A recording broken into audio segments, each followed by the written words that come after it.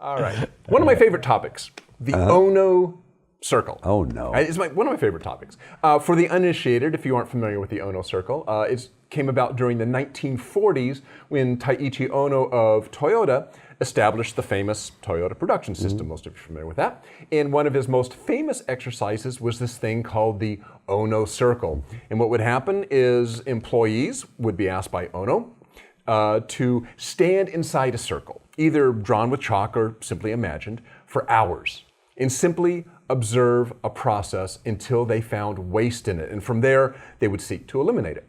Now, this is just an observation exercise, pure and simple. Stand in one place for a long time and see what you soak up. And the idea is to get rid of preconceptions, presuppositions about what has been going on in a process, your presuppositions, and to just stand there and observe what is really going on.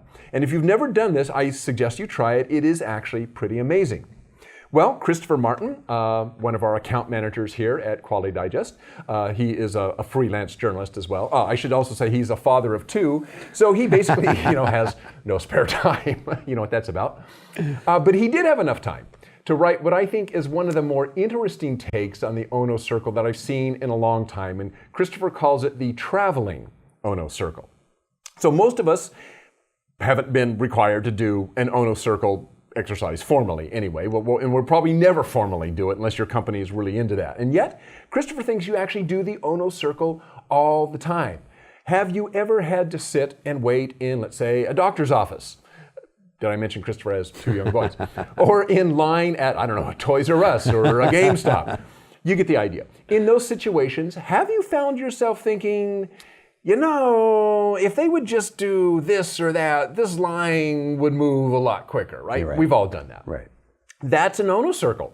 And you've brought it with you, right? You took it with you when you were there. Sure, you aren't looking at your process, you're looking at someone else's process, but that's okay. You're honing your observational skills, and that's always a good thing. This is an Ono circle that you do wherever you go. And by the way, you don't just sit there and try to spot the waste. Can you think of ways to eliminate the waste? I know we've done that as well. If you were in charge, what might you do? So think about it and come up with a solution. And it's not as if you're not doing anything else, right? You're sitting there waiting, might as well solve the problems for them. So you might wonder, why should you do that? It's not as it's not as if you're going to go to them, go to the manager of the store and say, oh, by the way, you're doing this all wrong and I've got a solution for you, not unless you want to find yourself out on the street. You keep all that to yourself. The reason to do this is just to learn. First, you're practicing your observation skills. And second, there is no such thing as a unique process. All processes have elements that are in common with other processes. There's only so many ways to do something. And it doesn't matter what you're doing, no matter where you do it, there's similarities in processes. So waste that you might spot in, say, an urgent care waiting room might have some overlap with waste in a call center.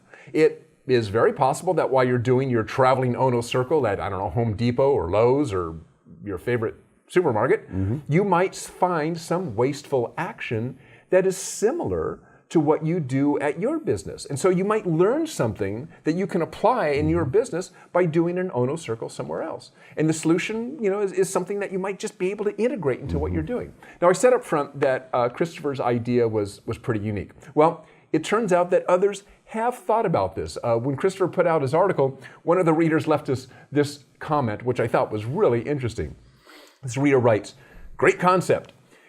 Nearing the end of our lean training, we would send participants to lunch in a food court environment to observe two pre-selected outlets with and without attention to waste, obtain some performance data at a distance, and study what in their operations accounted for the difference. A great live learning experience."